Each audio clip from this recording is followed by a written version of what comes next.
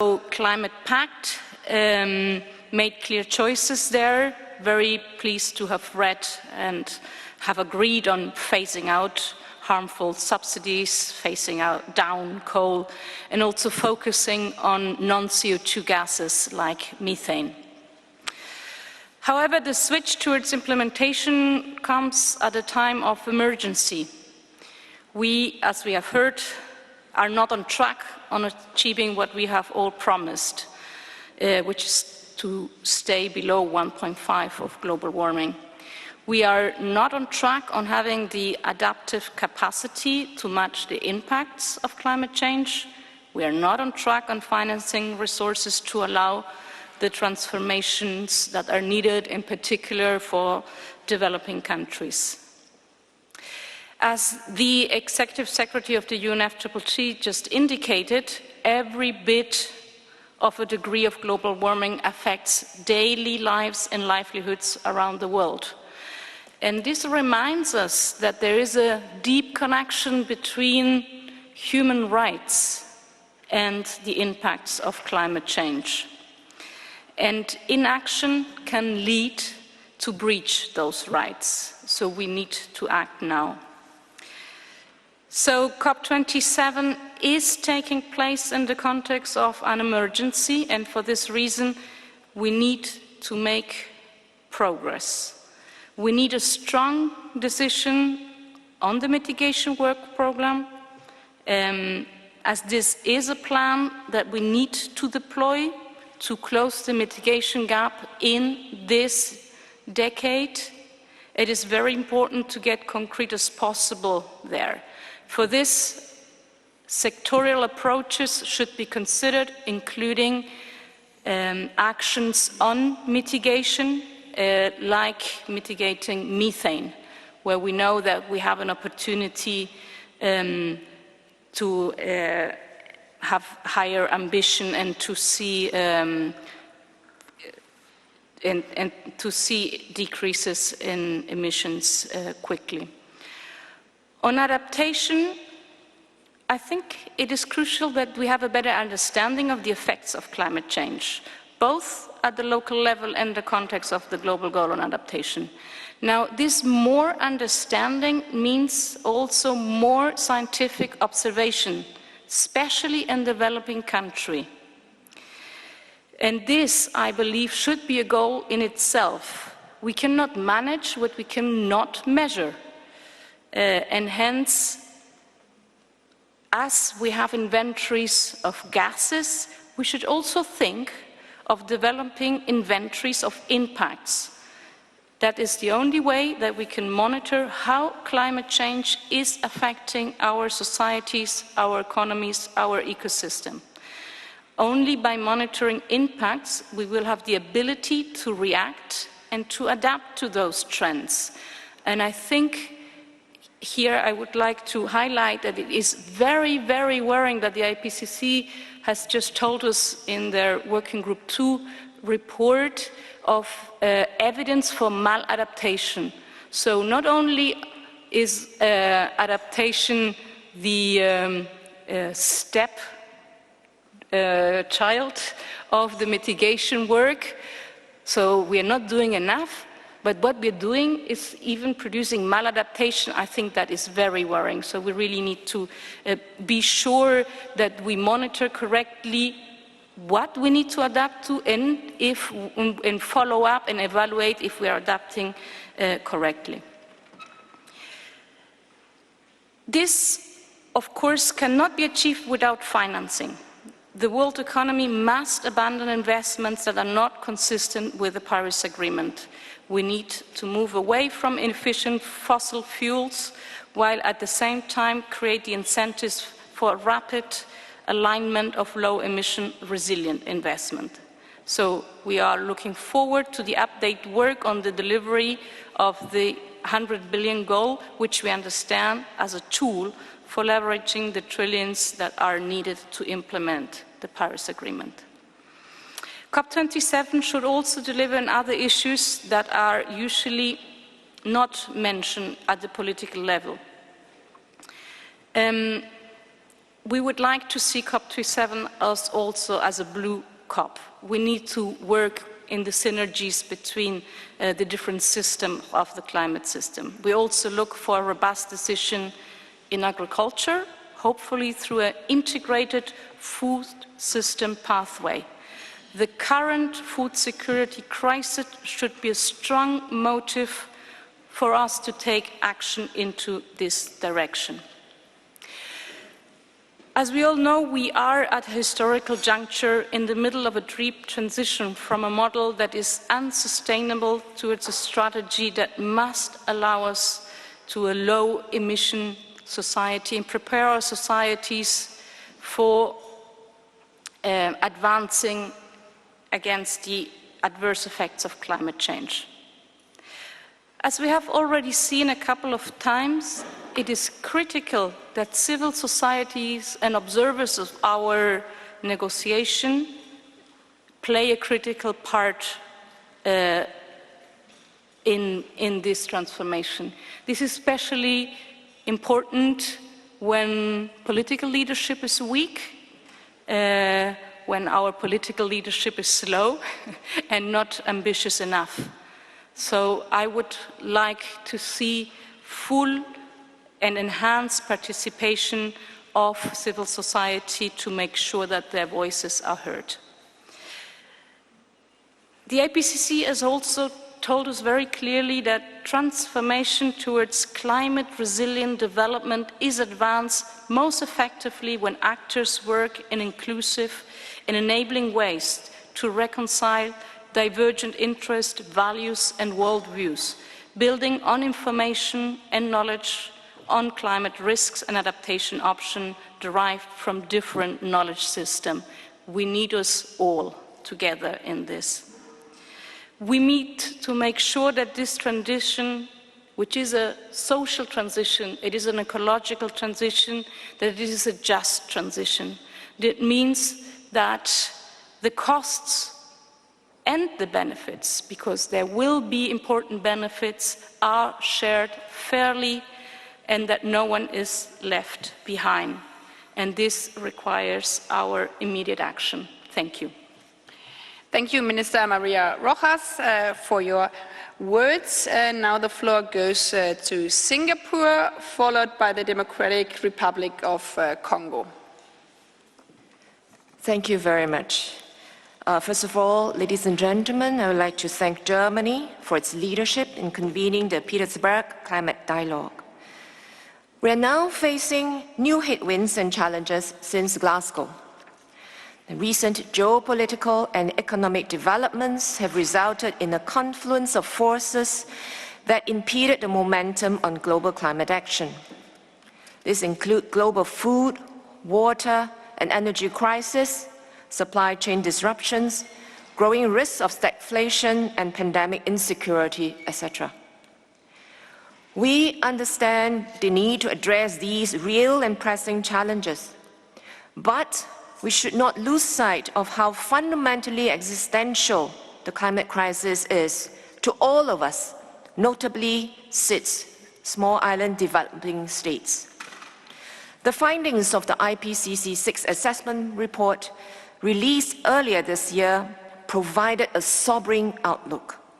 And we are seeing these findings play out on the ground, including more frequent and severe extreme weather events affecting communities around the world, including heat waves and wildfires in Europe and flooding in other countries.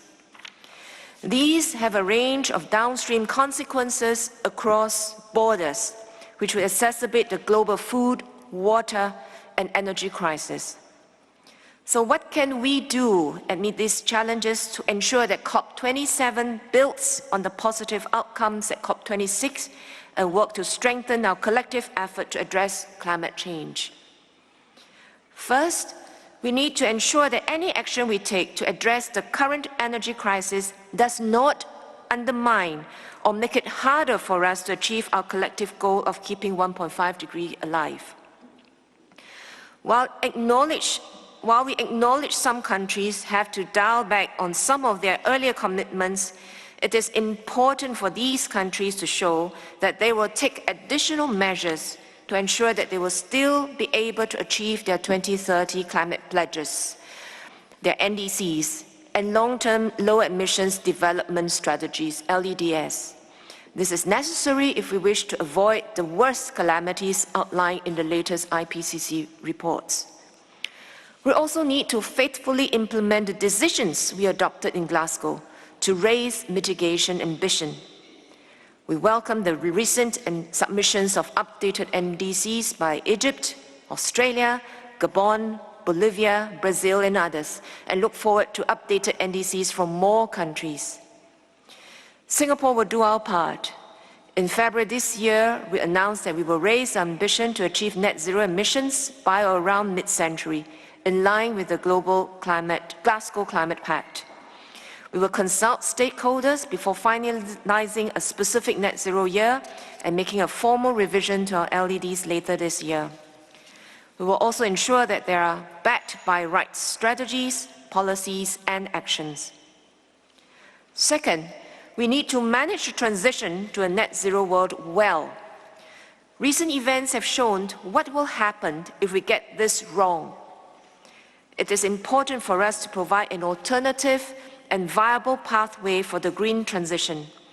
This will entail developing and deploying low-emission solutions such as hydrogen and CCUS, supporting the push for renewables and facilitating the trade of renewable energy across borders, from those with ample renewables to those that lack them, and strengthening supply chains for these clean energy solutions. If we can deliver progress in these areas, it will strengthen energy security, make energy more affordable for households, safeguard the livelihoods of many who depend on fossil fuel-reliant industries, and facilitate decarbonization. In this regard, COP27 would need to deliver a robust mitigation work program to drive collaborations in these areas, accelerate the green transition, and raise ambition. COP27 should continue to strengthen partnerships between government and non-state actors on needle-moving solutions, including hydrogen and CCUS. Third, we need to extend support to other countries facing difficulties in making the green transition and strengthen action and support to developing countries to better address the anticipated climate impacts. COP27 will have to show progress on climate finance, which is a critical enabler for the green, clean energy transition. We have heard from colleagues in South Africa on progress made on Just Energy Transition Partnership Initiative to support South Africa's transition from coal, and we look forward to launch further JETPs at COP27 for other countries, notably India, Indonesia, Senegal, and Vietnam. Critically, developed countries would need to show progress towards doubling finance by 2025. Apart from advancing mandated work on adaptation, we need to enhance adaptation action and support to developing countries, particularly those most vulnerable and impacted, and deliver tangible progress on the ground. In this regard, we welcome the UN SecGen's proposal of establishing an early warning system for everyone within the next 5 years and look forward to receiving the WMO's action plan by COP27. We also commend the G7 under able leadership of the German G7 presidency for tasking G7 development ministers to work on a proposed global shield against climate risks by COP27. We look forward to the UN SecGen and G7's leadership and support in this critical area of priority for developing countries. We support the point made by Chile on scientific approach to understanding the inputs for adaptation. On this end, on our end, we recently announced the establishment of a Singapore dollars 23.5 million climate impact science research program to strengthen our research into key knowledge gaps on climate impacts, such as food and water insecurity, sea level rise, human health, and energy. We hope our investments in climate research will contribute to regional and international efforts. Colleagues, Egypt has identified implementation as an overarching theme for its COP27 presidency. We need to implement the decisions we adopted in Glasgow to keep 1.5 degrees centigrade goal alive. Singapore is committed to working with all parties to deliver another successful outcome in Sharm el-Sheikh. Thank you. Thanks a lot, Minister Fu. And now we move over to the Democratic Republic of Congo, Minister of Environment, Yves Baseba Massoudi. Merci beaucoup. Thank you very much. Madam Minister, Excellencies, ladies and gentlemen, the Democratic Republic of Congo first and foremost would like to congratulate the co-chairs of this conference for inviting us to come to Germany. So we would like to congratulate the federal government of Germany and the Republic of Egypt. As Democratic Republic of Congo, we would like to state that our country has already hosted a COP. This was there will be a conference in our country from the 3rd to the 5th of October. We have coordinated this conference with Egypt. And I would also like to congratulate the COP presidents, Mr. Sharma and Mr. Shukri, because they highlighted the importance of warnings issued by scientists. For this reason,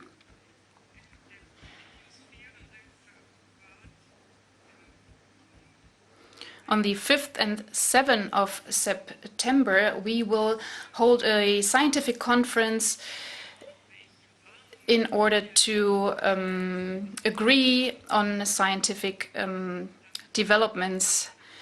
Ladies and gentlemen, since 1992, since the conference in Rio, and since 2015, the COP in Paris, many things have been said, many commitments have been made. However, to date, there are some commitments that have not yet been implemented, and we must now urgently take action in order to tackle the challenges that climate change is causing. My country is a facilitator in the Congo Basin because we need nature-based solutions. There are forests in our country that provide services to humankind. For instance, because they sequester carbon. Our country also has minerals that will help us to achieve our climate goal of curbing the temperature rise to 1.5 degrees Celsius. However, Africa is not one unified country. Africa is a continent that can also provide solutions. We have the Amazon basin, which is in trouble, but there's also the Congo basin. And at the moment, it seems to be the biggest and most prominent lung of the world. So the commitments we have made now need to be implemented, need to be executed, and therefore I would like to congratulate the Executive Secretary Thea for voicing his concern that there are some countries that would like to decrease their efforts regarding fossil fuels and the exit from these fossil fuels. 4% of emissions come from Africa, and if we reduce our emissions, this won't have a very large effect. There are some countries in the world that are responsible for 80% of the global emissions. And it is these countries that need to be supported because they can provide solution for absorbing carbon from the atmosphere. We need to provide alternatives. It is not about compensation, and we don't want to exert any pressure, but we would like to talk about the reality of these finance action. For decades, promises have been made, but they have not been kept, and therefore we completely agree with Federal Minister Baerbock's statement. She said that we need transparency in multilateral cooperation between those countries that can provide solutions and developing countries, but also the emitting countries. We don't condemn the polluting countries because this is the result of industrialization and we have all benefited from it, from the production of vehicles, oil extraction, etc. All of this is true, but if you are responsible, then you have to react for the benefit of humankind. Another important element is the following. We need to talk about damages. Our countries are suffering. We are experiencing loss and damage resulting from climate change. There are deserts in the south and the north of Africa. In the Sahel zone, there's desertification, and we have climate refugees in our countries. And when they bring their cattle with them, they also bring diseases with them. They cause environmental pollution, wars, armed conflicts, all of this. And we do not condone what is happening in Ukraine, but I would also like to state that my country has been experiencing such a situation for decades. But it also has forests that help us all. And if these forests are cut down, then it will have consequences for rainfall in Uganda, Eritrea, and other countries of Africa. But at the moment, these countries are in the hands of terrorists controlling these regions. The international community should also lay its eyes on these situations as it is doing with Ukraine. And I would like to conclude with the following. You are talking about inequality. The forests in the Congo Basin are very important, but the CO2 loans Before the opportunity.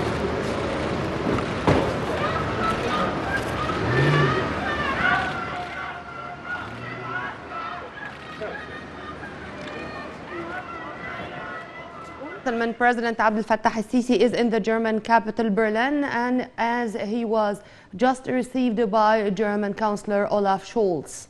President Abdel Fattah al-Sisi arrived in Berlin yesterday upon an invitation from the German Chancellor to coach the Petersberg Climate Dialogue, the 13th session of the PCD, in preparations for COP27, which is going to be hosted by the resort of Sharm el-Sheikh later this year in November.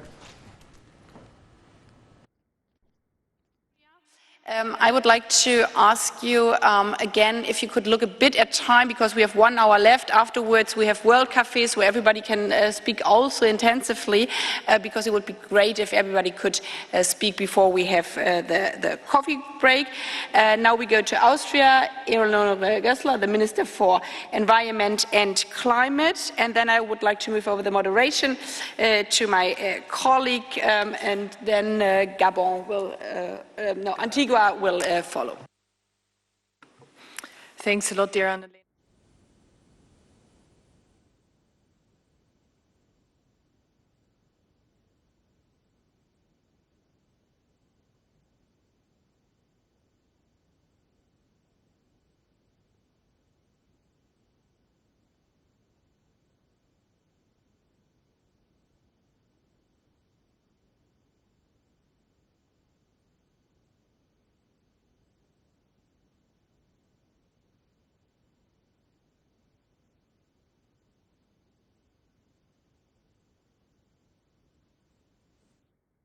to Berlin upon an invitation from German Chancellor Olaf Scholz to co-chair the Petersberg Climate Dialogue.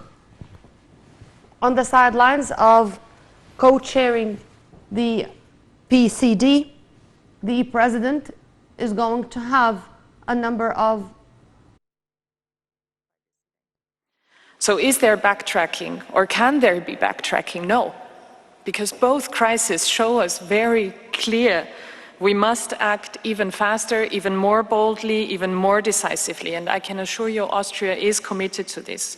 We have to get out of our fossil dependency into renewables. We have to become more ambitious in implementing all three elements of the Paris Agreement, and we have already made some progress in Glasgow, and it's important to implement the Glasgow Climate Pact, but we all know as we sit here around the table that this is not enough yet.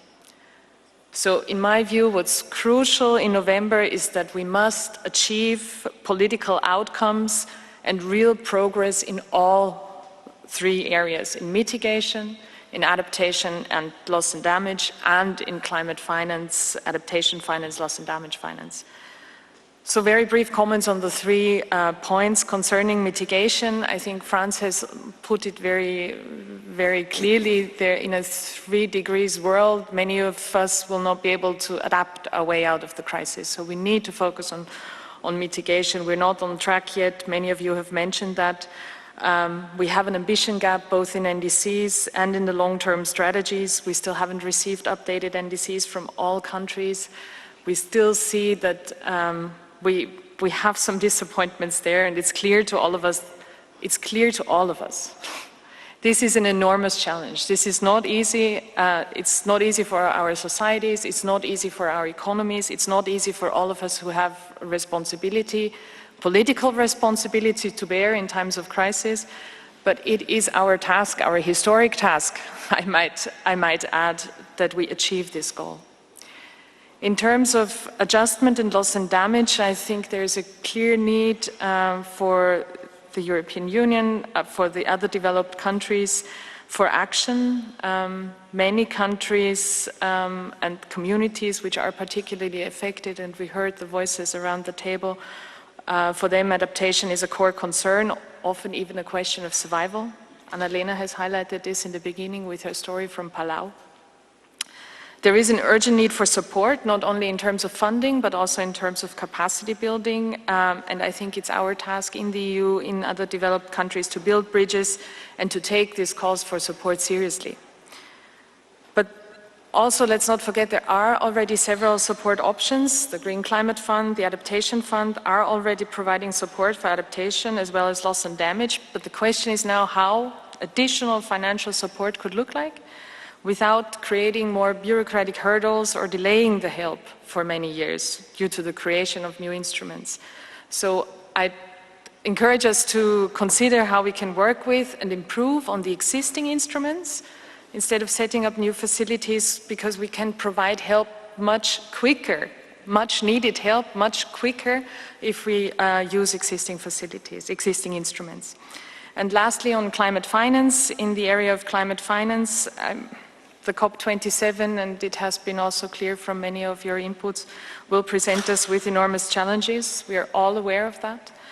A core issue, from my point of view, is really the start of talks also in the UNFCCC framework on the implementation of Article 2.1z. Only if we align global financial flows to the goals of the Paris Agreement, only if we stop investing in the past, in fossils, can we achieve our goals. And the second point in this, it's also important to broaden the donor space to achieve our goals. Major emitters have been mentioned several times, need to play a key role in this context. So thanks a lot for convening us here for 2 days of exchange and looking for solutions and synergies on all these questions together.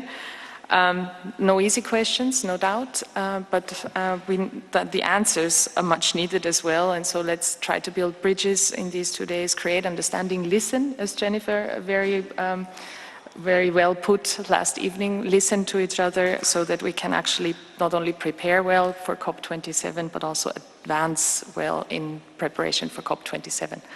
Thanks a lot. Thank you, Leonore. And now the moderation goes to the COP Ambassador Abul Magd, please. Thank you very much, Minister Baerbock, and thank you, Germany, for all your work and the collaborations we've had in preparation for this. Thank you, Minister from Austria, for your wise words, reminding us of the perils of a 3-degree world and issues of finance that we need to be addressing. Thank you for that. And next we have on the list the Minister, Your Excellency, Minister from Antigua and Barbuda. You have the floor. Thank you very much. Good morning to everyone, and let me express my appreciation for Germany and Egypt to be hosting this dialogue. I listened carefully, and it is quite evident that there is strong consensus on the issue of loss and damage. All three open remarks recognize that no longer can loss and damage be at the margins of discussion at COP27. I represent the small island developing states, the group of nations that contribute the least in terms of emissions, but suffer the brunt of climate change disasters. What is described as crisis, for us, it is catastrophe. There are small islands that are disappearing. There are small islands that when there is an unusual event, the economies are devastated. In Antigua and Barbuda, in the Bahamas, in the Pacific, one hurricane can do the damage of 2 years' GDP. So for us, we welcome this dialogue,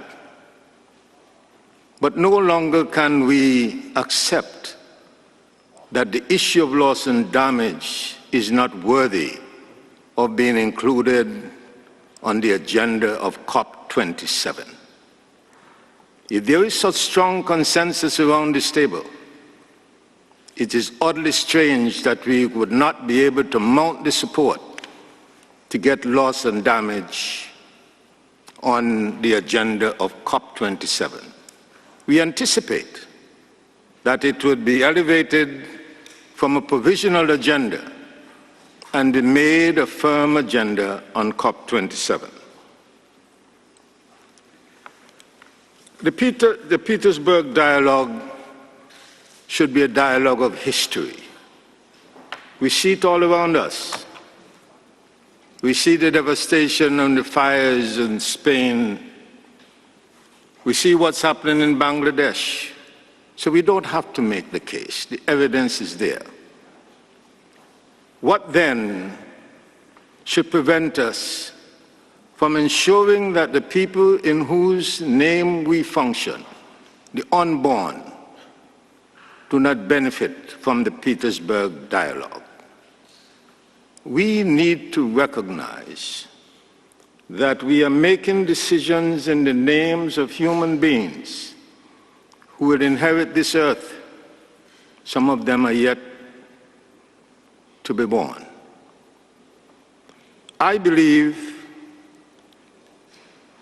that we have a very narrow window to be bold, to be decisive on the issue of climate change. The future generation deserves it, and we'll have ourselves to blame on account if we do not make these decisive decisions. It therefore means that developed countries that are emitting these enormous amounts of carbon dioxide and polluting the atmosphere, they need to step up. And I'm calling on the developed countries to step up and at COP27 to arrive there with increased ambition. If we have such difficulty surviving at 1.5, what happened beyond 1.5? We do not have the luxury of hesitating or procrastinating. We do not have economic power of small island developing states. But we rely on some principle of morality and justice to take action to stop the devastation of our islands. In 2017, between one of our twin island members of the state, Barbados was completely devastated. It is now 2022, and we are still trying to rebuild. That cannot be right. And so, Mr. Chair, it's an honor for me to make this brief intervention. But I'd want to say that mitigation, adaptation, and loss and damage are not competing principles. They all can be pursued on parallel tracks. The money is there, the funding is there. And all that has to happen is for these developed countries to stop subsidizing fossil fuel and shift some of those resources to renewable energy. That is what we need. And we need to overcome the political issues because we're in one global space. One global space. And our responsibility, those of us who are here, should recognize that we have a sacred responsibility to our children and our grandchildren. I thank you. Thank you. Thank you very much, Mr. Minister, for highlighting the existential nature of the threat of loss and damage in your country and many other small island states, but also the importance of not approaching issues of mitigation, adaptation, loss and damage in a competitive manner. They are all part of our global effort, and we need to make progress equally across the board. Thank you very much for that, Minister. And next, I give the floor to Her Excellency, the Minister from Switzerland. Madam Minister, you have the floor. Thank you, Excellencies, dear colleagues. Thanks to Egypt, thanks to Germany to organize this climate dialogue. Listening to the different statements this morning, I think it's obvious that we still have a lot of work to do before the COP27 takes place. But there is one thing we all share. COP27 has to be successful. It has to be successful for the whole world. And it will be only successful if we find the concrete answers to the climate crisis. Dear colleagues, the science is clear. We have only 3 years left to peak emissions and keep the 1.5 degrees in reach. According to the IPCC 6th assessment report, implementing current NDCs that were announced prior to COP26 would mean exceeding 1.5 degrees during the 21st century. This points to an ambition gap. We need to revisit our targets in order to align them with the objectives of the Paris Agreement. In addition, policies implemented by the end of 2020 are clearly insufficient to reach the targets we set ourselves, indicating an implementation gap. We must do more than announce new climate objectives.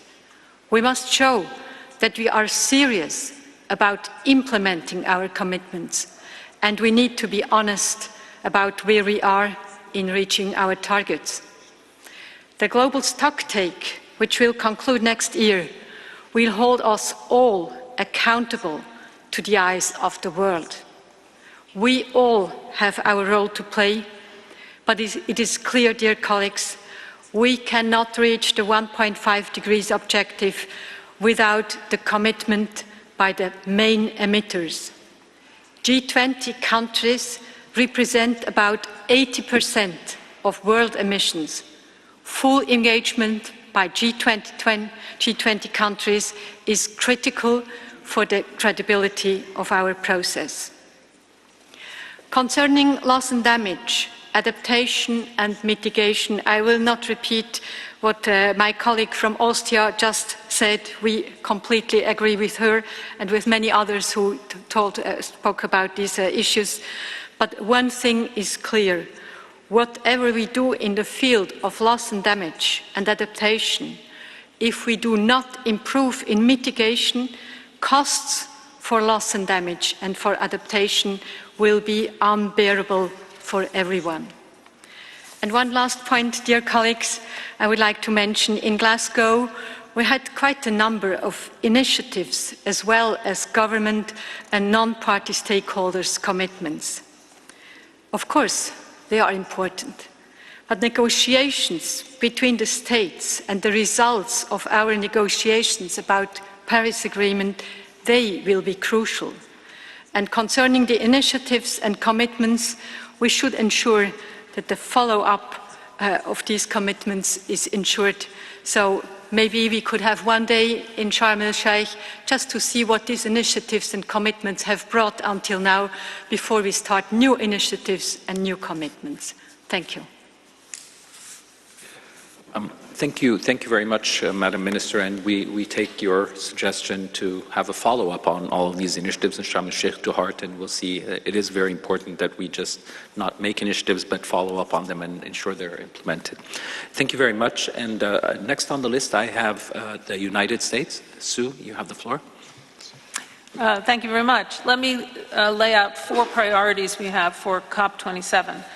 The first goes without saying. It's to complete the mandated outcomes that call for completion at COP27, and these include not only the mitigation work program, but the Cornivia work program, which was referred to earlier, a gender outcome, etc.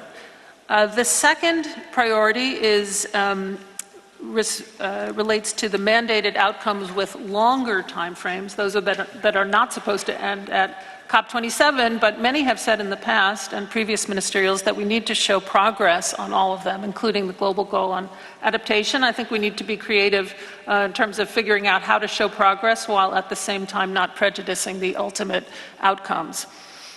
The third is that in order to make this COP truly significant and successful, and like others, we think every COP from now until forever needs to be successful and significant given the nature of the crisis. We need to supplement the mandated outcomes. And one way to do that, and I agree with Switzerland here completely, is that we need to provide a space at COP27 in which we show how we are implementing the initiatives that we signed on to at COP26. For starters, let me just say we applaud Egypt for focusing on implementation. For many years, implementation has been considered boring and dull and almost a dirty word. Everybody was always looking for a nice, bright, shiny object. And I think we need to retrain people watching COPs and participating in COPs that implementation is incredibly important and a worthy goal. So why focus on initiatives? A couple reasons. First of all, the initiatives from COP26 were considered a very significant part of the analyses and assessments that said that they would bring us, if implemented, to 1.8 degrees. So that's one reason to focus on implementation. A second is to create continuity between COPs so that we don't just forget about initiatives from year to year and move on to new ones. And a third is for accountability. Parties and stakeholders get credit when they sign up for initiatives, and they should be accountable at the next COP for showing how they are following through on such initiatives. Which brings me to point 4. Implementation is not enough, which is why we have been calling it a year of implementation plus. There are gaps across all 3 objectives of the Paris Agreement. We're not on track to keep warming within 1.5 degrees. we're not on track to achieve global resilience, and we have barely started the process of aligning financial flows with those two objectives. And as others have mentioned, we also need to address the important issue of loss and damage. So what does this mean in terms of additional initiatives? Well, I'll name a couple that the United States is trying to champion, and then I'll stop talking. On the adaptation front, we will be demonstrating how we are implementing our PREPARE initiative on adaptation in developing countries. And as Egypt knows, we're partnering with Egypt on an adaptation in Africa initiative for the coming COP. In terms of mitigation, we will be building upon last year's global methane pledge with a focus on national action to help get close to the global goal that was reflected in the global methane pledge. And just for information, there's over $300 million in a philanthropic pot of money that is available for developing country implementation. On shipping, given that it's the super year of the ocean, we are partnering with Norway and others to build upon last year's Clydebank Declaration and last year's zero-emission shipping declaration with a broader, what we're calling Green Shipping Challenge for COP27. Another initiative relates to fertilizer, which is a new concern arising from Russia's aggression in Ukraine. The initiative focuses on reducing fertilizer waste. It will increase food security and also have co-benefits for climate change. Our First Movers Coalition will be adding new participants as well as the concrete and cement sectors to the initiative. So we urge everyone to at least consider joining these initiatives. And one last point is we also need to pay attention to the other fora outside the UNFCCC that are dealing with climate change. And for example, this week in Montreal, ICAO is taking up the issue of a long-term aspirational goal for climate change. And I urge everyone to be concentrating on those initiatives, not just things going on within our regime. Thank you. Thanks very much, and thanks for highlighting the importance of the initiatives. We're applying that same sort of threshold for initiatives. They have to be implementable, and a follow-up mechanism has to exist for it. So thank you for pointing that out. I'll move the floor now to Colombia. You have the floor, followed by Ghana. Vice Minister, you have the floor. Muy buenos días. Muchas gracias. Thank you very much, Germany. Thank you for having invited us here. Thank you for having invited the representatives and colleagues of mine to this Petersberg Climate Dialogue. And I would also like to highlight and acknowledge the leadership role of Egypt for the upcoming COP27. And I would like to thank Great Britain for its enormous contribution to COP26.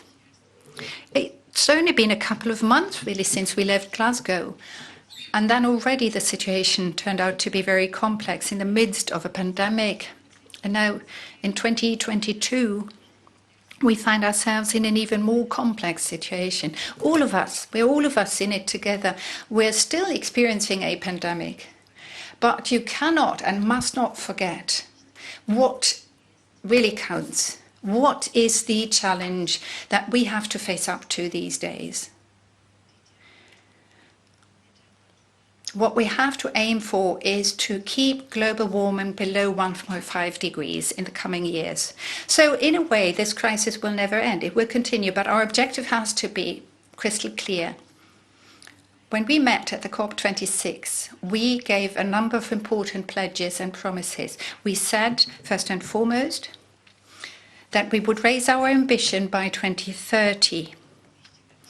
Important topics of the COP26 will continue into COP27. The countries will have to be more ambitious, have to reduce greenhouse gases by a minimum of 25%. With regard to my country, Colombia only contributes 0.6% to global emissions, and we've set ourselves and the target to reduce our greenhouse gas emissions by 51%. So we will come to EBIT with a greater ambition, but also with more measures, which we intend to implement more speedily. And I'm not talking our countries here, I'm also talking our people, the people in the streets who expect this of us. They expect us to act more speedily, to act at several fronts. We listened to a young woman this day from civil society representing the youth of the United Nations. We listened to a representative of an NGO. We listened to what they expect of us. Reducing emissions, reducing global warming. We have to clearly define how we intend to proceed, what we want to achieve. How can we achieve our goals more speedily? We have a major project in our country that takes more than 3 or 4 years for the mere planning of the project.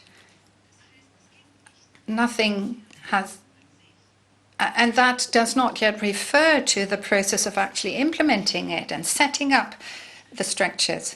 So we have to act more speedily, funds have to flow and go to the recipients more speedily. And another important aspect refers to countries like the countries in Latin America and in the Caribbean. We have to make sure that these countries do not waste time. We should not only engage in a dialogue, but what we've set up is a kind of alliance that focuses on the immediate future. This is the so-called Santiago network on loss and damage. The structure of that network, the leadership with regard to that network is very important. Barbuda, the representative of Antigua and Barbuda, made that point. Everybody highlighted the importance of keeping loss and damage and thus the Santiago network on the agenda. And it does help to have this network. And another important point that I'd like to make. I referred to what my colleague from the DRC just said. She referred to Article 6. This is about reviewing fair pricing, not only in Africa, but also in Latin America.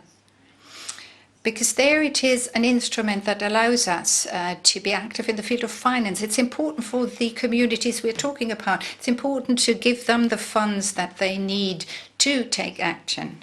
And there are other important topics on the agenda of COP27 and that we have to keep an eye on. That is, continue to fight for deforestation, which is an important subject for countries like Colombia, Congo, Brazil, Ecuador. All of us who are in that belt area, deforestation is a driver in greenhouse gas emissions, more than 30% really. So all of that is important with an eye to the upcoming COP27. We need to talk about this. We need not only talk about climate change, but we also have to look at it against the backcloth of these crises. The infrastructure, deforestation, these are all important topics. In a way, we have a threefold crisis that we're witnessing. We're facing the consequences of climate change, of environmental pollution, and we have other crises, and they're all interconnected. Deforestation, of course, clearly can be traced back to some extent to the greenhouse gas emissions. In our eyes, these are important topics that should be put on the agenda of COP27. And if I may add just one further thought, migration, climate-induced migration. And let's not only talk about the reasons, but we will be witnessing the impact of it, the consequences of it. And we're doing that basically already these days. And where is it going to take us? Where are these people going to go? We're talking people here who, because of having to migrate, move towards the rivers, the wetland areas. And what does it mean for the cities? Because it is the cities that are the generators in a way, those who produce the greatest greenhouse gas emissions. These are all aspects and things we ought to talk about because they are of key importance. And I believe that they ought to be addressed at COP27. And finally, to conclude, I'd like to bring up one further topic. The crisis is obvious to everyone. Every country is facing a crisis. Every country is facing a crisis of its own. But then there are crises we face together. And these are things we need to talk about. Ambition, 45% reduction of the greenhouse gases, implementation, finance, the $100 billion pledge, and in what way can we be more active on loss and damages? Loss and damage dialogue is very important, and thus I believe that the importance of the Santiago Network on loss and damage has to be highlighted. Increasing our ambition with regard to adaptation, markets, and deforestation. These are all topics that we believe to be important. All of that has to be thought together and addressed together. I don't think any country can solve any of these problems on its own. We have to collaborate, we have to cooperate. And the President of Egypt, I would like to address myself to the President of Egypt and to the Foreign Minister of Egypt, appealing to him that we cooperate because people expect that of us. And these expectations continue to grow, whilst pressures also increase at the same time. So the pressure on us is increasing day in, day out to implement what we agreed to at Paris. Thank you very much. So much, Colombia, for highlighting the linkages between various aspects and bringing in issues such as migration and others very important matters. Thank you for that. And next, the floor is given to Ghana. You have the floor, sir. Thank you very much. It's a great pleasure to see you all in person and to be here and to be ready to collaborate with colleagues, coordinate and make a difference in our endeavor to make this world a better place. Ghana has the current Climate Vulnerable Forum chair, and we just took over from Bangladesh only about some 4 weeks ago. Ghana will continuously strive to advocate for the necessary action to safeguard those who are most vulnerable and least responsible for the climate emergency. For us, this is a practical but also a moral imperative, which we cannot ignore. Excellencies, adaptation, loss and damage, 1.5 degrees Celsius, ambition, and the urgent need to scale up accessible finance must be at the center of the outcome of COP27 in Sharm el-Sheikh. One of the main priorities for the CVF, that's the Climate Vulnerable Forum countries, countries of some 55 nations with some 1.4 billion people, is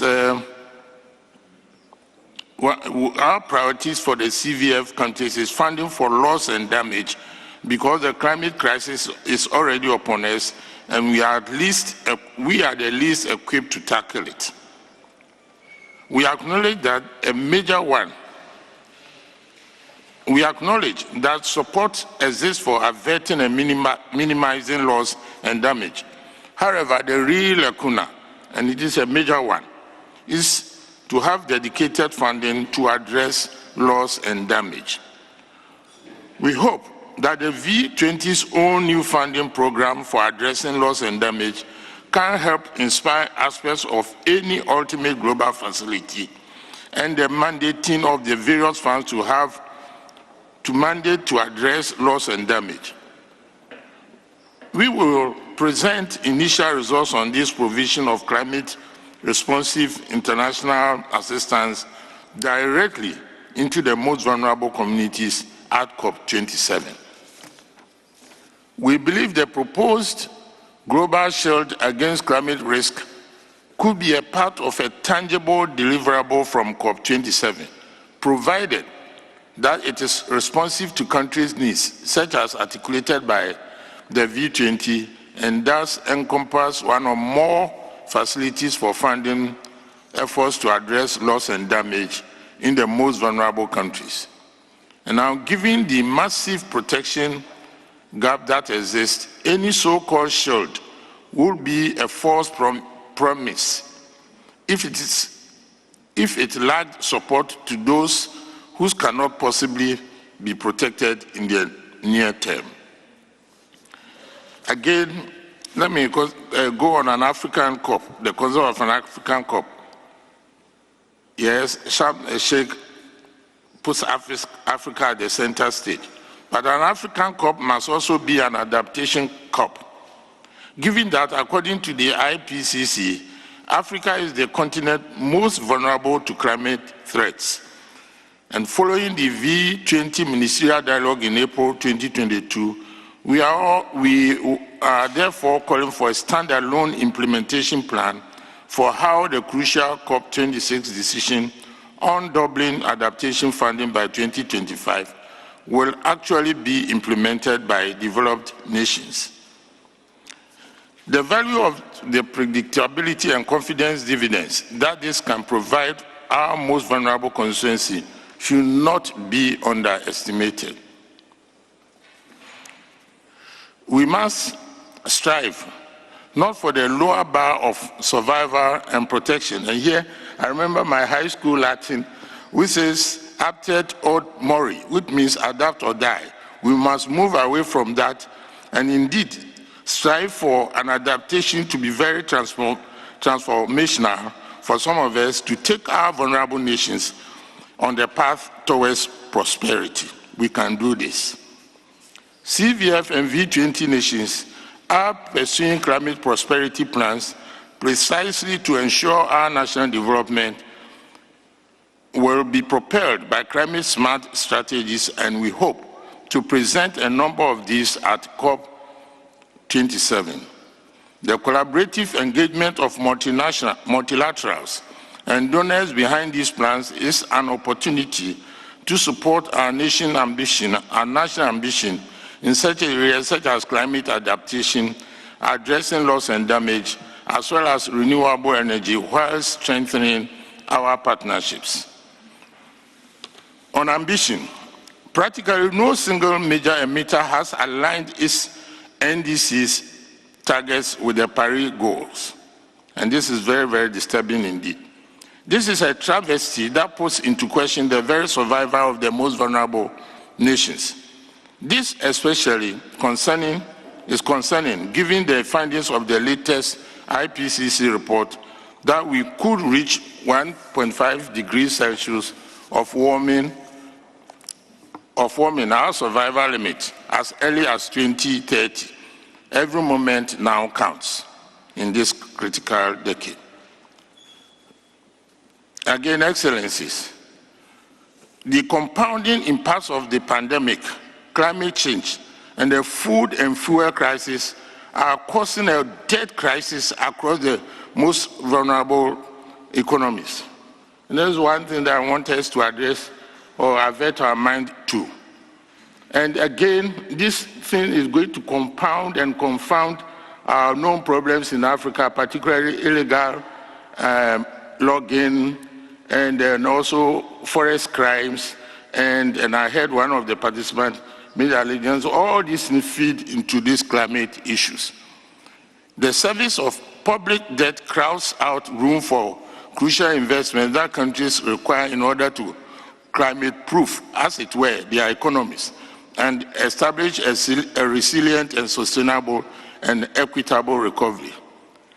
Debt relief is more than a quick fix.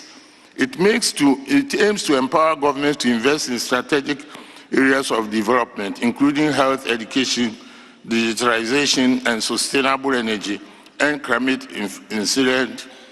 resilient infrastructure. Governments receiving debt will therefore develop their own climate prosperity plans to map out the actions they will take to advance their development and climate goals. So the developed North should consider at this crucial stage of the pandemic and its outcomes and wars elsewhere about considering and debt reliefs and transition it into green action plans that can also help in this endeavor. Finally, in closing, I must highlight our expectations on finance more broadly, and this I speak on behalf of the CVF.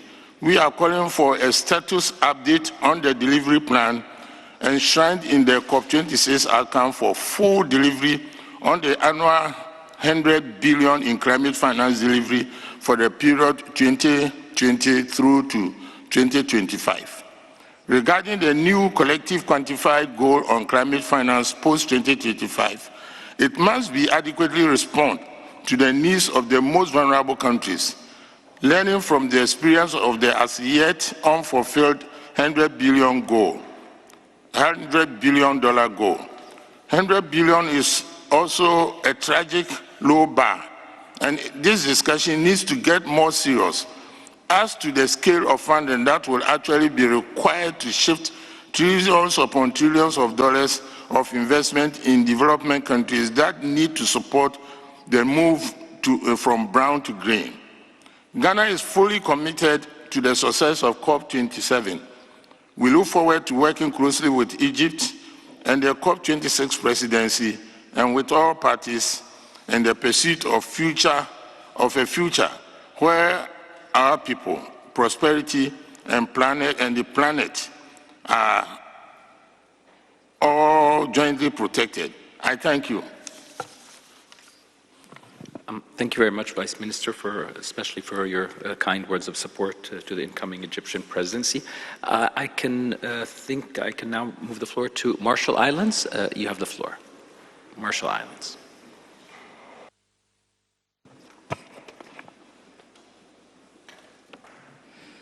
Thank you, Chair. Good morning, Excellencies, Ministers, colleagues, Yakwe from the Marshall Islands. We have only a few months until COP27, and we have heard here the urgency of the situation we face. My brother from Antigua and Barbuda explained the existential crisis for islands, and others have testified to the catastrophic conditions they face in their own countries. And yet, that urgency just honestly is not reflected in our work so far this year. When we left Bonn, we had barely achieved what needed to be done. The realities facing small island developing states like mine felt miles away from the negotiating rooms, where conversations stalled on minor procedural issues. Given the unique vulnerabilities that we face, we just cannot afford paralysis and stagnation in the global discussion. And so it is moments like these at the Petersberg dialogue when ministers can come together and really reinsert the momentum that is needed that makes this meeting so critical. We have to work tirelessly to make progress across all agenda items, as others have said.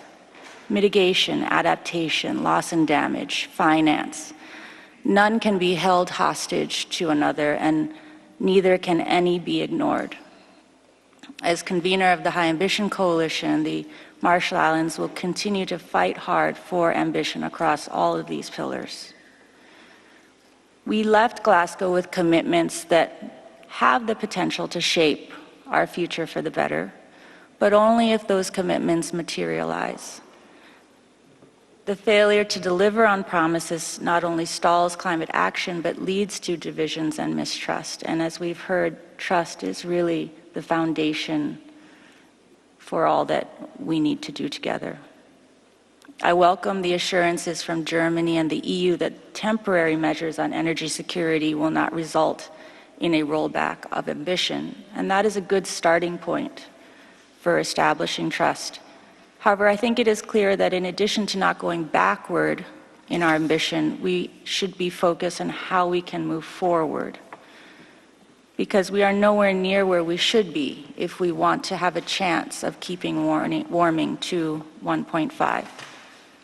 I agree with Pakistan and others that accountability must be at the heart of our work. Those that have failed to do so yet must submit enhanced NDCs this year, ideally by the 23rd September deadline, to have them reflected in the synthesis report. And all sectors must drastically cut emissions within and outside of the UNFCCC. We've heard about aviation and shipping, and I think setting ambitious targets and incentivizing transformation really has a chance for an outsized impact on efforts to reduce emissions and meet Paris Agreement goals. And we look to our developed country partners to deliver on the doubling of adaptation finance promised in Glasgow and the 100 billion per year promise for more than a decade. Climate finance is the key that unlocks our ability to adapt and mitigate and to protect natural systems on which we all depend. It's not just the amounts that we're failing on. The current climate finance architecture is slow, it's complex, and it places the burden of access on those most in need and with the least resources to do so. And that accessibility issue also needs to be front and center in our discussions. Loss and damage, as we've heard very clearly, and thank you so much to the organizers for putting it at the beginning of our talks, is an issue that I think must be addressed head on in a way that focuses on honest and a solutions-oriented dialogue based on the facts and the realities of what is happening. In the Marshalls, we are already losing places that we call home. And here in Europe and around the world, lives are being lost. That is the reality. The financial implications are certainly being felt. They are felt by communities who are struggling to relocate, by emergency services responding to victims of heat waves and floods. And we can't stick our heads in the sand and pretend that existing tools and approaches are equipped to address these losses in a meaningful way. In the current way that they are formed and framed, they do not address many of the losses and damages that we're experiencing. Marginalized people, women and youth across the world depend on us to have this honest conversation. And I would also echo Minister Rojas' point that inaction leads to human rights violations that we should be considering. So COP27 I see as an opportunity, but it's an opportunity that we take in light of very sobering scientific evidence from the IPCC and the very sobering realities that all of our peoples are experiencing, and particularly those people who are on the front lines. So it is an opportunity to make advances to tackle climate change and to come together around a common purpose of keeping our planet safe for future generations and for our own generation. Thanks so much. Thank you very much, Marshall Islands, for highlighting very important matters, including the issue of access to climate finance, which is quite contentious as well. Thank you very much, and the floor goes next to Japan. You have the floor.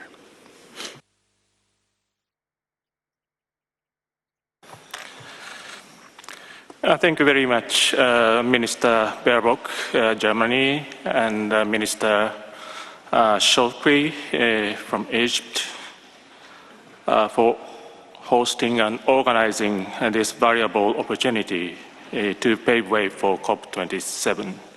I also appreciate the participation of civil society representing and delivering a strong message. Excellencies, first of all, let us look back to what we have accomplished so far. COP26 saw the completion of the Paris Rulebook and the adoption of Glasgow Climate Pact, an epoch-making agreement on agenda items, including mitigation, adaptation, and finance in a well-balanced manner. With this achievement, the world has moved to the next phase of implementation and action. At COP26, it is important to drive forward our discussions and make progress on mitigation, adaptation, loss and damage, and finance in a balanced manner according to the timeline agreed at COP26. In particular, it is our priority to reach agreement on the mitigation work program and on matters relating to the full-scale implementation of Article 6. By achieving success in the coming COP, the international community must demonstrate our unwavering commitment against climate change, even in the face of difficult circumstances. In order to achieve 1.5 temperature goal, mitigation actions by the entire world, including emerging countries, are crucial. Japan has already submitted its NDC and long-term strategy in line with the Paris temperature goals, and we are now making our utmost efforts in its implementation. It is essential to urge all countries, especially major emitters, whose 2030 NDC targets are not yet aligned with a 1.5 pathway, to increase the ambition before COP27 in accordance with the Glasgow Climate Pact. Early and swift development and operationalization of high-integrity carbon market based on Article 6 of the Paris Agreement is the key to enhance private finance while achieving deep emission cut. For this purpose, Japan is going to launch Article 6 implementation partnership for promoting international coordination and cooperation toward full implementation of the Article 6 with various stakeholders. At COP27, it is also necessary to advance discussions on global goal on adaptation and on full operationalization of the Santiago network for loss and damage to catalyze technical assistance as soon as possible. Lastly, involvement of all stakeholders, including civil society, is crucial for mobilizing climate actions for reaching net zero goal. In particular, cities, which account for about 70% of greenhouse gas emissions, play a significant role.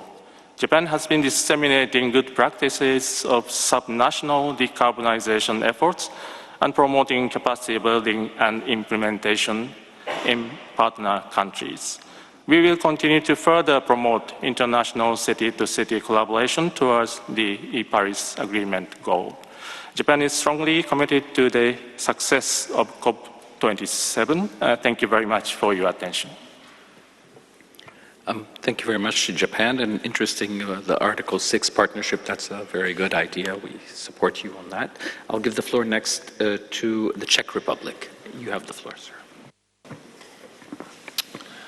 Thank you very much. On behalf of the Czech Presidency of the European Union, we thank Germany and Egypt for convening us today, and we see that the climate change is happening. 1 year ago, there were the devastating floods near to here.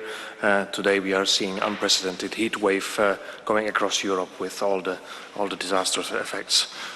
Just 4 days ago, the ministers of environment of the European Union met in Prague for their meeting, and we reiterated our commitment towards a success of Sharm el-Sheikh. So what is the success meaning to us? Many speakers said that we need to focus on issues which remained open from COP26 and focusing on implementation of our commitments that we had collectively in Glasgow. We are seeing the publication of the assessment report 6 from IPCC. The working group 2 report highlights that we need to enhance our adaptive measures and reduce vulnerability. We need to strengthen the resilience. We need to deliver on the Glasgow Sharm el-Sheikh work program on the global goal for adaptation and the commitments under the Glasgow Climate Pact. we need to discuss thoroughly the operationalization of the Santiago network. And we also need to strengthen the link between adaptation and mitigation. As regards mitigation, we see that, again, from the IPCC report, that the closing window of action is ahead of us. We need to accelerate our efforts for reducing the greenhouse gas emissions globally by 45% by 2030.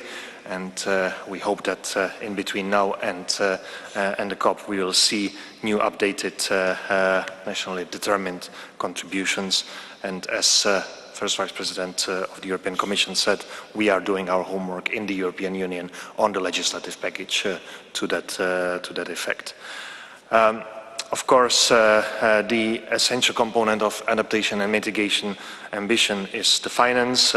We need a stronger focus on how the countries can act collectively and how we can align the finance with the corresponding climate goals, or Article 2(1)(c).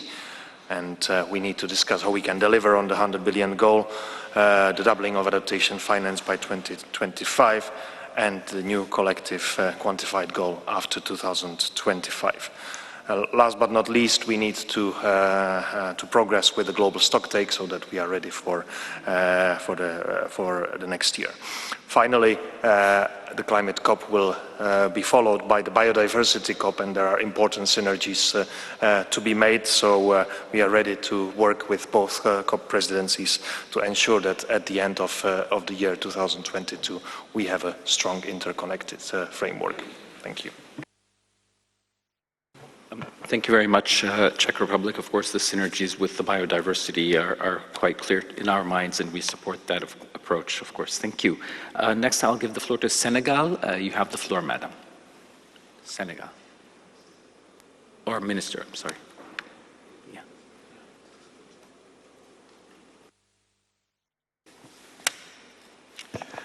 Yeah. Merci beaucoup. Je voudrais d'abord... Thank you very much. I would like to start by thanking the German government for preparing this conference, for tackling these issues for the last 10 months, also at the last G7 summit in Elmo. I would like to congratulate Germany and also Egypt for this joint collaboration and the direction they have given for the Petersberg Climate Dialogue and the COP27 conference. The conclusions of the last IPCC report regarding technical feasibility and limiting temperature rises to 1.5 degrees Celsius in the centuries, this is what I would like to highlight once again. We are all aware, if we don't achieve this target, if we cannot limit global warming to 1.5 degrees Celsius, then the most vulnerable and weakest countries will be affected. It is therefore important that we lead by example and show how it can be done, and that we take appropriate action in order to reduce emissions, increase resilience, and also strengthen the financial framework. The priorities of the most vulnerable countries for COP27 are clear. We have to define what needs to be done with regards to adaptation. We also need to take into account vulnerability. And this must be taken into account by the industrialized nations. At the upcoming COP27, it will be important to have a working program in place for mitigation, and that we will be able to work in good faith until 2025. With regard to financing, well, climate financing is still below the necessary threshold. below what is needed, we need to make the $1 billion available and also discuss the new financial obligations. We must know what the financial framework should look like also in order to be able to implement the Santiago network.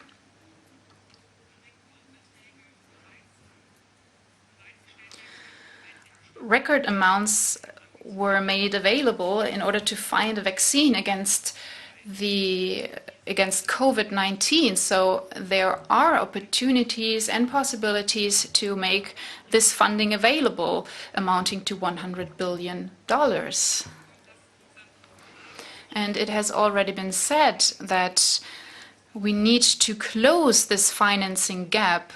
This will help to increase trust between industrialized nations and developing countries.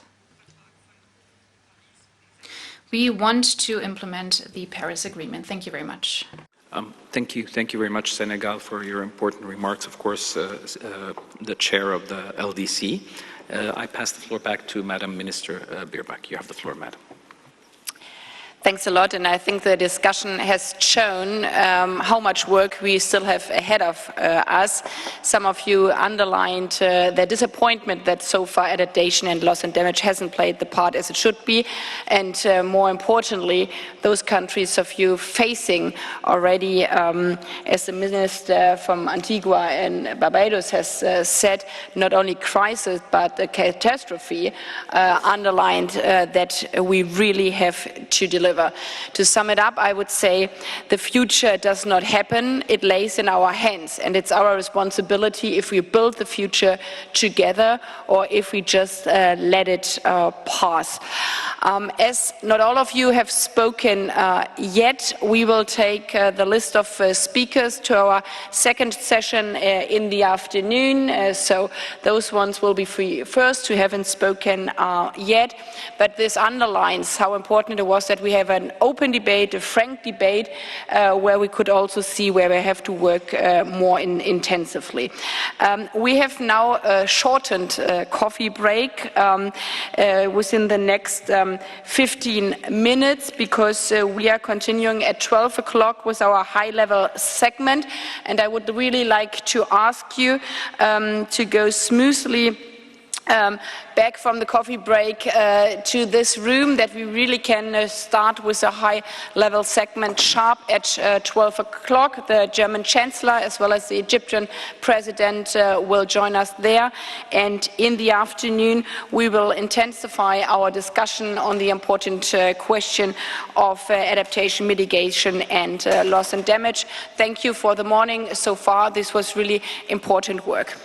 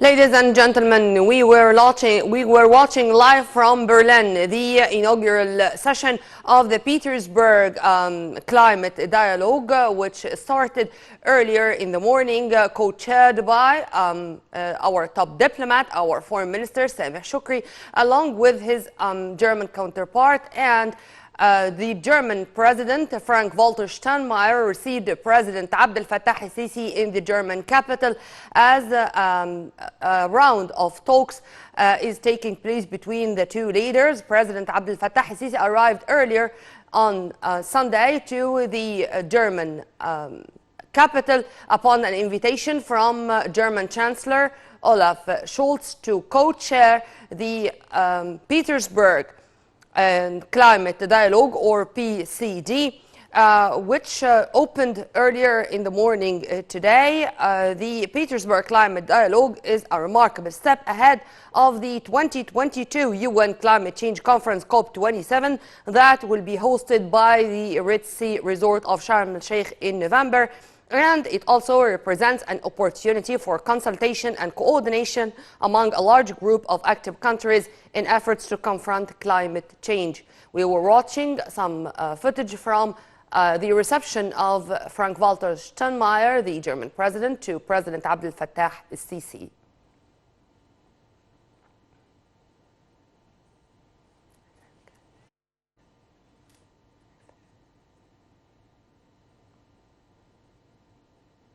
Ladies and gentlemen, we are going to follow the activities of the Petersberg Climate Dialogue sessions, which started earlier in the morning as it's chaired by Egypt and Germany. Well, this is going to be one of the platforms of preparations ahead of the COP27 summit, which is going to take place here in Egypt, but in the Red Sea resort of Sharm el-Sheikh. Also, President Abdel Fattah el-Sisi is going to hold a number of meetings with top officials, topping the list his German counterpart, Frank-Walter Steinmeier, and, of course, German Chancellor Olaf Scholz, in addition to a number of top executives and CEOs of private companies in many fields. Well, we are going to follow minute by minute, or the presidential activities which are going to take place in Berlin in the two-day official visit of the president to the European country. Well, stay tuned only on Nile TV International always for more. This was Nermeen Abdurrahman.